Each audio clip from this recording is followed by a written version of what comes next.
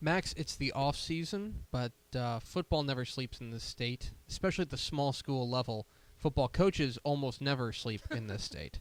And one of the guys who's probably wishes he could, waiting for summer so he can catch up on a little bit of sleep, is the head coach of the Muenster Hornets. We are joined by Coach Brady Carney. Coach, how are you? Doing good. I wish it was true about summer, but nowadays you got to go year round to keep up. So there's never a chance to sleep. Well, and I'll tell you, and especially for a small school coach like you, I feel like people don't necessarily realize all that you do. I was texting with you yesterday trying to book you for the show, tried to do it live, and you said, well, hey, could we do it a little earlier because I have a PE class to teach at 11:55. Something I feel like people don't necessarily understand everything that you do there at Muenster. Yeah, I still teach some PE classes. I've got fourth grade and sixth graders. I've got that mid to late afternoon, and then we've got junior high and high school athletics. And to be honest, I just got off the mower a while ago, so the grass is growing, and the practice and game field need mowed. So I just got off the mower a little while ago, fixing to go eat some lunch. So no, it's a busy life in small school. Living the dream in Muenster, Texas. I want to go back to last year's team. Max and I actually got the great opportunity to watch you guys last year when you guys took on Van Horn, and the one thing we were really impressed with was how physical your team was.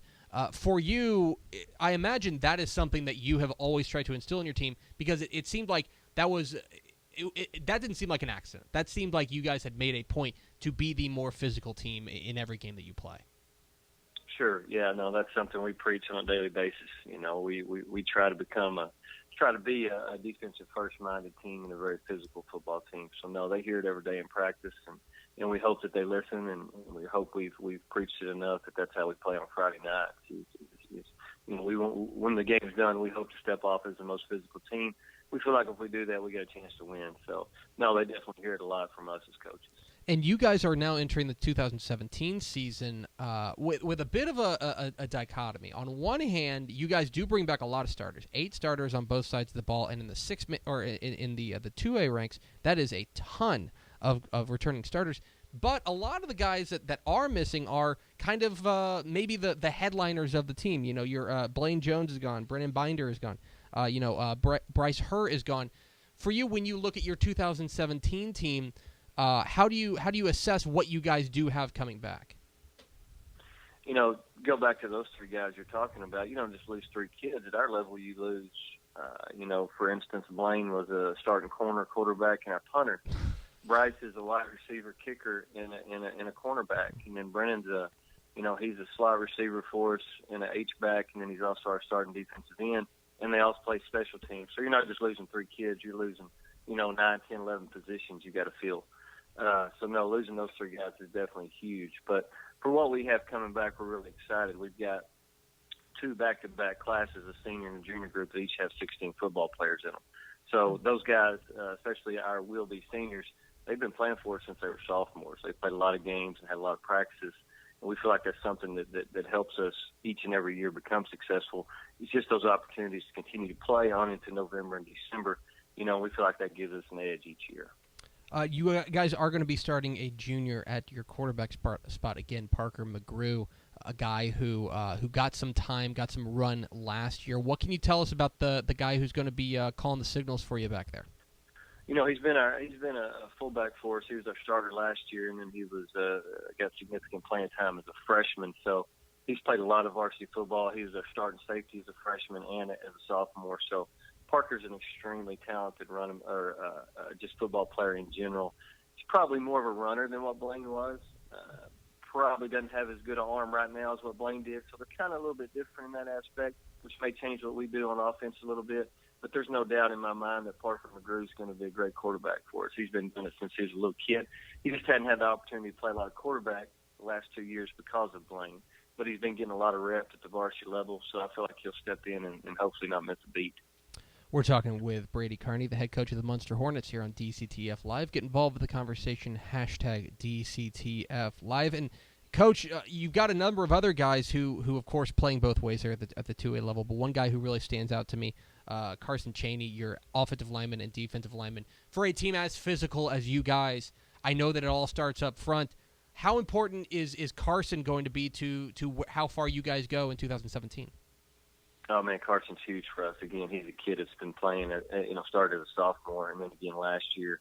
We went to the semis his sophomore year, and then again last year had a pretty good push as far as the playoffs go. So he's got tons of experience. He's a 190-pound kid that's strong, and he's fast, he's athletic, and he's got a little meanness to go with it. So I think we're going to move him probably next year down to the defensive line from his linebacker position and continue to play him at guard.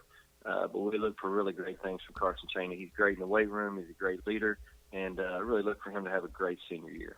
And you guys, of course, are going to have to, before we even start talking about the playoffs, you guys are going to have to navigate a district that I would say is tricky. You've got a couple of squads in there, especially Santo and Lindsay, that are dangerous every year, and Santo especially looking good for 2017. When you look at the district walk that you're going to have to walk just to get to the playoffs, what are you seeing from a coaching perspective? Same thing you just talked about. Those two teams really stand out. Coach Bowles does a great job at Lindsay. It's a huge rivalry between Muenster and Lindsay. We're 10 miles apart, whatever we are. A lot of the teammates are actually kin to each other. They're family members. So it's a huge rivalry game. It doesn't matter who's supposed to be the best. On that night, you can throw all that out the window. It's just who wants it the most. And it's always a close game. And then you're talking about Santo. We just ran at the regional track meet with those guys last weekend. And they're fast. They got some speed. They're bringing back some kids that can really run. So that's going to definitely be a challenge. I know they're going through a coaching change, but I think they kept it in-house, so they're probably going to be doing the same thing. And those kids played hard, like I said. So we're looking for a big challenge from Lindsay and Santo especially. And Coach Fanning at ERA, he always steps up and does a great job with those guys. So our district's definitely tricky. But like I said, we've been working hard, and hopefully we can overcome any of those obstacles in our way next year. And you look at your Region 2, and one thing that we were talking about last year, and we probably talked it to death last year, was just how loaded Region 2 was last year. I mean, of course, Ira Ann, who made a drive to a title game last year, not to mention y'all, Albany, Monday, Wink. You can lump in Cross Plains, maybe Electra.